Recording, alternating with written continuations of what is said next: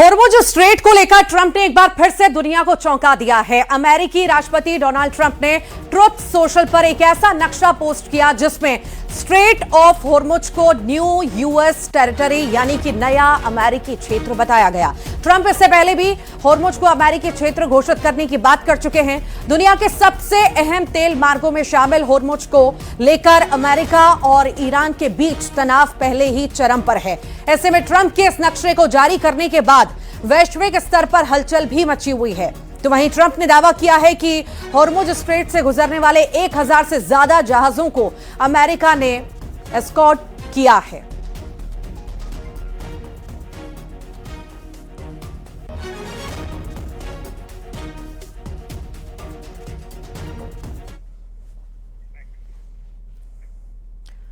तुर्की, पाकिस्तान और सऊदी अरब के नए मक्का रक्षा समझौते से दक्षिण एशिया से लेकर मिडिल ईस्ट तक सनसनी फैली हुई है। लेकिन इस त्रिगुट के खिलाफ इजराइल ने ऐसा कानूनी लूपहोल खोज निकाला है जो सीधे तौर पर भारत के लिए रणनीतिक गेम चेंजर बन गया है। इजरायली एक्सपर्ट्स के मुताबिक अगर तुर्की अपने घर से बाहर यानी कि पाकिस्तान की धरती पर आकर भारत के खिलाफ किसी दुस्साहस में शामिल होता है तो नाटो का आर्टिकल 5 उसे सुरक्षा कवच नहीं देगा।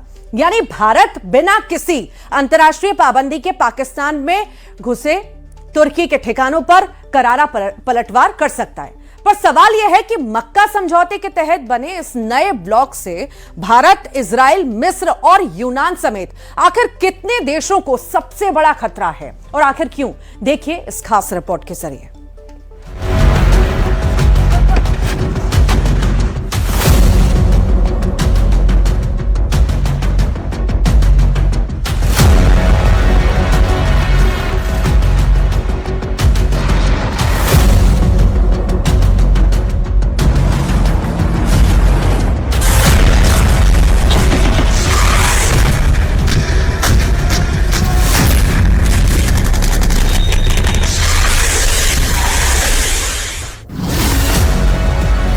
तुर्की और पाकिस्तान की बढ़ती नजदीकियों के बीच इजराइल ने एक ऐसा कानूनी लूप होल ढूंढ निकाला है जो भारत के लिए रणनीतिक तौर पर गेम चेंजर साबित हो सकता है।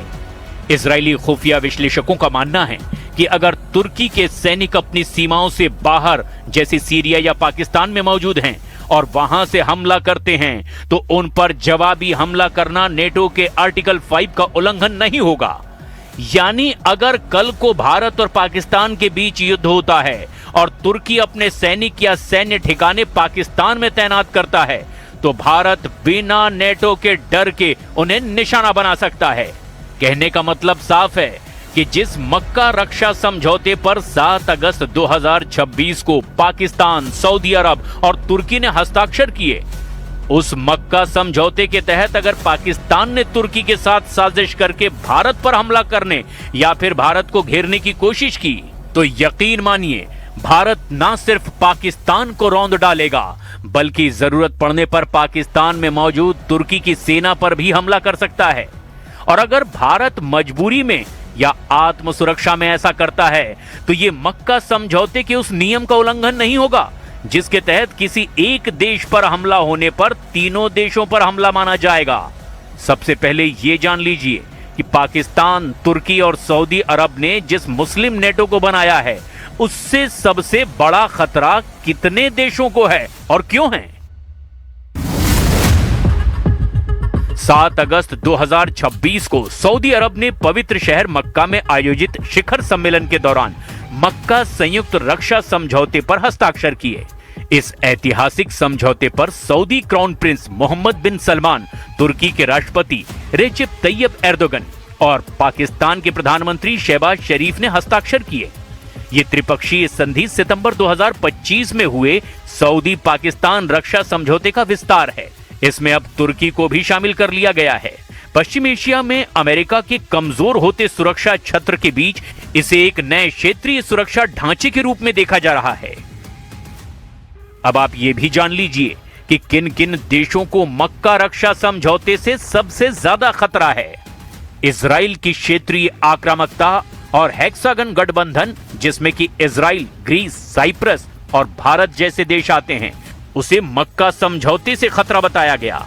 शिया बहुल ईरान के चारों ओर 3 प्रमुख सुन्नी बहुल देशों का सैन्य गठजोड़ तेहरान में सुरक्षा चिंताओं को बढ़ाता जा रहा है। पूर्वी भूमध्य सागर में तुर्की के बढ़ते प्रभाव से ग्रीस की समुद्री सीमा सुरक्षा के लिए सीधे चुनौती पैदा हो रही है। समझौते का स्वरूप और मुख्य प्रावधान इन तीनों देशों के लिए सीधे चुनौती है। यह समझौता नेटो के अनुच्छेद 5 के राजनीतिक सिद्धांत से प्रेरित है। इसके तहत किसी भी एक सदस्य देश पर हुए सशस्त्र सैन्य हमले को तीनों देशों पर हमला माना जाएगा। संधि के क्रियान्वयन के लिए विदेश मंत्रियों की एक स्थायी समिति, राजनीतिक व सैन्य समन्वय समितियां और एक स्थायी सामान्य सचिवालय स्थापित करने का निर्णय लिया गया है। इस समझौते का मुख्य आधार रक्षा तकनीक का आदान प्रदान, हथियारों का सह उत्पादन जैसे तुर्की के बैराक्टर ड्रोन और कान फाइटर जेट प्रोजेक्ट और खुफिया जानकारियां साझा करना है। ये गठबंधन एक बंद समूह नहीं, तुर्की और पाकिस्तान के मुताबिक मिस्र और बांग्लादेश जैसे अन्य देश भी निकट भविष्य में इस सुरक्षा व्यवस्था में शामिल हो सकते हैं। امریکا در عربستان حمله بکنه این پاکستان هیچ عکس العمل نشون نمیده، حتی ترکیه، چون میدونن اگه عکس العمل نشون بدن وارد یه جنگی خواهند شد که طرفش ایران خواهد بود. بیشتر جنبه‌های تبلیغاتی و اینها داره و به نظر من از نظر تهدید ایران هیچ اثری نداره. पाकिस्तान तुर्की पर भारी पड़ेगा भारत, इजराइल का बड़ा दावा। इजराइल ने पाकिस्तान और तुर्की और भारत पर हमले को लेकर एक ऐसा सनसनीखेज दावा किया है जिसे भारत का मास्टर स्ट्रोक माना जा रहा है। अगर कल को भारत और पाकिस्तान के बीच युद्ध होता है और तुर्की अपने सैनिक या सैन्य ठिकाने पाकिस्तान में तैनात करता है तो भारत बिना नेटो के डर के उन्हें निशाना बना सकता है। तुर्की से लगातार बढ़ते तनाव के बीच इजराइल के रणनीतिकारों ने नेटो के आर्टिकल 5 के तौर तरीकों और उनके दायरों की बारीकी से जांच पड़ताल की है। उनका निष्कर्ष है कि सामूहिक सुरक्षा की गारंटी उन तुर्की सैन्य कंपनियों की सुरक्षा नहीं करती जो देश की सीमाओं के बाहर काम कर रही हैं। इजराइल हायोम के मुताबिक अब यह माना जा रहा है कि सीरिया में तैनात तुर्की सेना पर इजराइल के हमले को अपने आप नेटो के सामूहिक सुरक्षा तंत्र के दायरे में नहीं माना जाएगा। इसी निष्कर्ष के आधार पर इजराइल तुर्की सेना के वहां पहुंचने से पहले ही उसके सैन्य ठिकानों पर हमला करने के विकल्प खोज रहा है। नेटो के नियम के मुताबिक अगर किसी सदस्य देश जैसे कि तुर्की पर कोई हमला होता है तो बाकी सभी देश उसे अपने ऊपर हमला मानेंगे और मिलकर बचाव करेंगे। लेकिन इजरायली रणनीतिकारों ने साफ कर दिया है कि नेटो का सामूहिक सुरक्षा का ये नियम सिर्फ सदस्य देश की अपनी आधिकारिक सीमा की रक्षा के लिए लागू होता है। यानी भारत को इजराइल ने एक रास्ता दिखा दिया है। अगर तुर्की पाकिस्तान के अंदर अपने सैनिकों को भेजता है या फिर सैन्य ठिकाने बनाता है तो युद्ध के समय भारत उसे तबाह कर सकता है और नेटो इसमें दखल नहीं देगा। क्षेत्रीय सीमा का नियम। नेटो का आर्टिकल 5 यानी सामूहिक सुरक्षा व्यवस्था केवल और केवल किसी सदस्य देश जैसे तुर्की की अपनी आधिकारिक संप्रभु सीमाओं के भीतर लागू होता है। विदेशी धरती पर सुरक्षा शून्य। यदि तुर्की के सैनिक, उसके लड़ाकू विमान या उसकी मिसाइलें अपनी सीमाओं से बाहर, चाहे वो सीरिया हो या पीओके या फिर पाकिस्तान की सरहद, अगर वहां तैनात होती हैं तो उन पर नेटो की सुरक्षा छतरी लागू नहीं होती।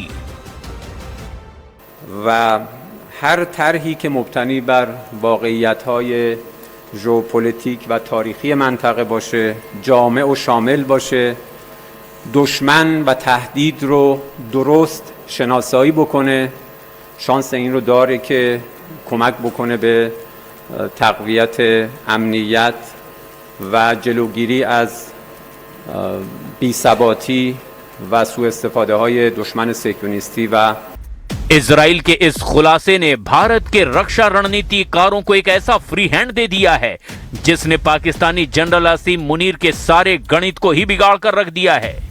कल को अगर भारत पाक जंग छिड़ती है और एर्दोगन अपने बायराक्टार ड्रोन या फिर सैन्य सलाहकारों को पाकिस्तान या पीओके में उतारते